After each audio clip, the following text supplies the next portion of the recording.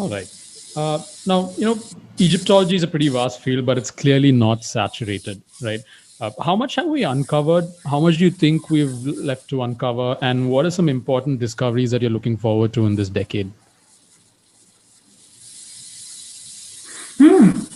It's a nice question because we have a lot of things yet to be discovered. We have just recovered, I would say, 10% or 5% of what in total Egypt would be hiding from us. We still don't know where the tomb of Cleopatra is located. We don't know where she was buried, the last queen of Egypt. She killed herself as per the Roman sources. We don't know where she was buried, what happened to her, what happened to the dead body. There's another question of the tomb of Nefertiti. So Nefertiti was actually the queen and the wife of King Akhenaten, who was the predecessor of Tutankhamun. Now, Akhenaten is a very famous and a very reputed pharaoh or the king because he tried to change the Egyptian faith. So Egyptians believed in a variety of gods and goddesses. Akhenaten believed in a sort of monism. He believed in the existence of a single god, that is Aten or the sun. So he believed in a sort of monotheistic faith that was contrary to the polytheism of the ancient Egyptians. And Nefertiti was a wife of Akhenaten. Now, she was a very famous queen. She held immense power and respect in Egyptian society during that time. But we don't know about her whereabouts. We don't know where she was buried, what happened to her, because towards the end of the reign of Akhenaten, we find disturbances happening in the Egyptian way of life, be it the political or the social or the cultural or even the economic. So there is a huge gap between the reign of Akhenaten and the reign of Tutankhamun. We even find references of the existence of another king in between Akhenaten and Tutankhamun, but that could be more like a regent for Tutankhamun, like Behram Khan was like for Akbar. So we need to understand where the tomb is located. Then we have another thing that connects Egypt with India, and that is Alexander the Great. Because we know that Alexander the Great, when he was traveling back from India, he was going back to Greece and he died in Babylon, that is in modern day Iraq, in 332 BC. After his death, his generals, they started fighting amongst themselves for who would control the whole of the empire after the death of the founder, that is Alexander. So civil war broke out and the three generals, the main generals, they divided the empire amongst themselves. So Ptolemy, who was one of the generals of Alexander, he got Egypt.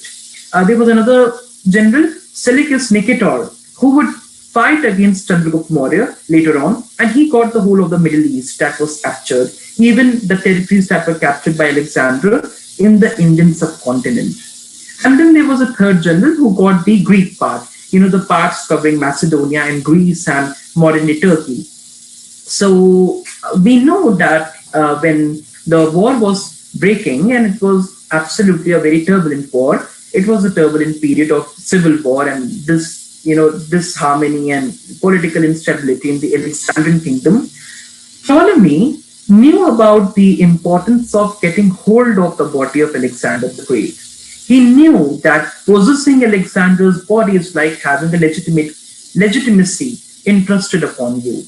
Because if you have the body of Alexander, you can be sure about your legitimacy as his successor. So when the body of Alexander the Great, when it was being marched from Babylon back to Greece, Ptolemy hijacked it, the whole trolley, and then he led it to Egypt, where it is said that a massive tomb for Alexander was made in Alexandria, that was the capital of Egypt during that time.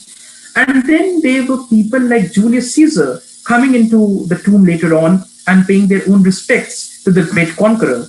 But later on, when Egypt was captured and it was conquered by the Christian Byzantine Empire and finally by the Muslim Arabs, the tomb and the body seems to be lost. We don't know where the body is, whether is it in Alexandria or it was made to go somewhere else, whether it went to the Mediterranean, to Italy and to Rome. We don't know exactly what happened to Alexander the Great. So we have a variety of mysteries of ancient Egypt. We have still not discovered to the full the palace of Alexander the Great, the palace of Cleopatra that existed in Alexandria. It is under the sea right now. It is submerged under the sea. So a lot of salvage archaeology and a lot of underwater archaeologists are working on retrieving the artifacts and at least mapping up the entire complex. So these are some of the areas where people are working right now. There's another very interesting thing which I would discuss for the first time in your platform, that you have a queen from Egypt. Her name was Hatshepsut. So she is the first female pharaoh of Egyptian history.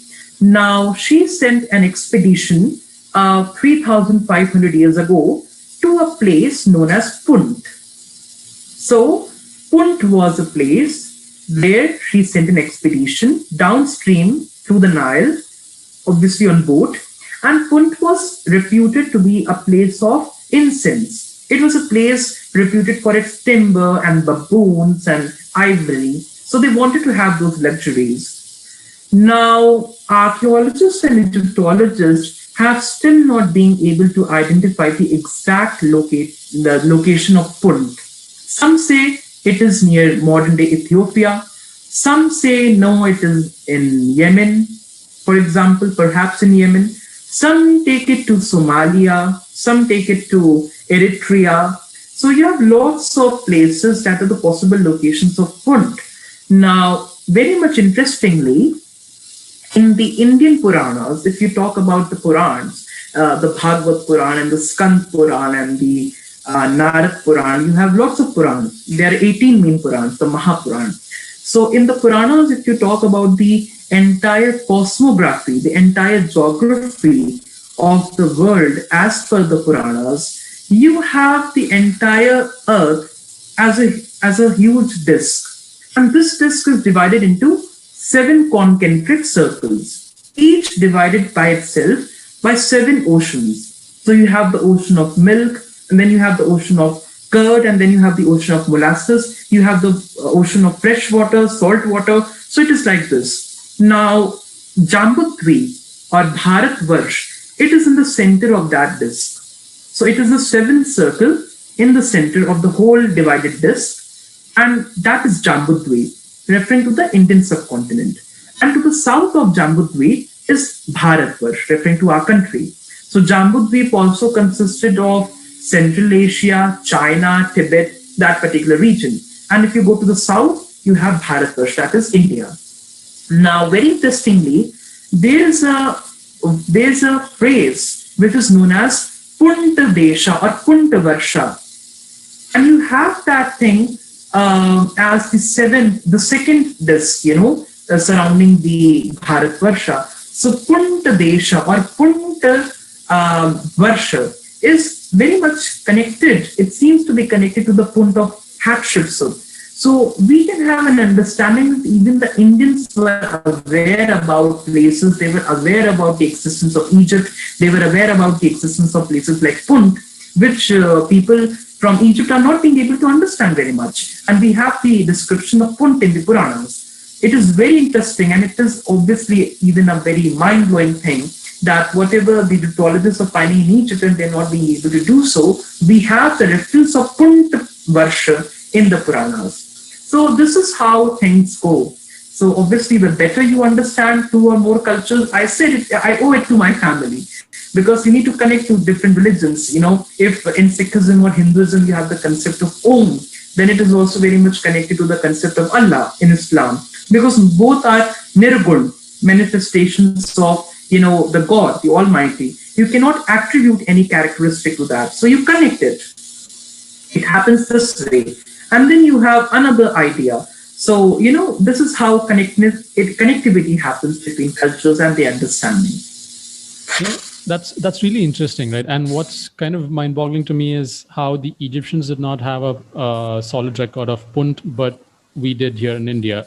And this takes me back to one of the stories I read as a kid, Again, there's that battle of when Alexander the Great came to India and he fought this Indian king named Porus. Apparently, there are no records of Porus existing anywhere in Indian records, in our Indian bookkeeping, right? But then they have enough records of him in Greece, in ancient Greece. So why do you think this disparity is? Why do you think there was no mention of him at all in India when he was such a big king, but then they spoke about him quite a lot in ancient Greece? We have a lot of fables at work. For example, Puru is no one but Puru of the Mahabharata, from whom the Kauravas and the Pandavas came, Puru and Puru. When the Greeks came in, they were obviously hearing about these fables. They were hearing about the Ramayana and the Mahabharata because by the time they were in circulation in that part of India, the northwestern part of the subcontinent that Alexander attacked, and he went up to the Bias River in the Punjab. It was actually a center of where things were happening because it was Gandhar, from where Gandhari came of the Mahabharata. So stories were circulating. Now, when the Greeks came, they wanted to have a figure that they can use to show that though the Indians are strong and brave, they were successfully defeated by Alexander the Great. And then he befriended him. They became friends later on. So they wanted to have a scapegoat. They wanted to have someone that can represent India being first defeated by Alexander and then being befriended. Now, Chanakya was very clever because when we have reference of Chanakya in the Mudra Rakshas of Vishakadatta, that was written 400 years after the life of Chanakya, supposedly, we find reference of Alexander meeting Chanakya. And Chandragupta himself, he was a soldier in the army of Alexander the Great. So he was on close terms with the Greeks and they together defeated Dhananand of the Magadhian kingdom. Now, after defeating Dhananand, Chanakya switched sides. He then turned against the Greeks. So obviously you have two of the greatest people of the Indian history connected with Alexander the Great. Puru actually has no reference in Indian history. He has no reference in the Puranas. We don't even find reference of Alexander the Great in the ancient Indian Shastras, especially the Puranas that you speak about. But we have it in the local traditions, in the Sanskrit text and etc. But the literature, the fables, the stories. So I think that Porus was no other but a manifestation of the Indian people.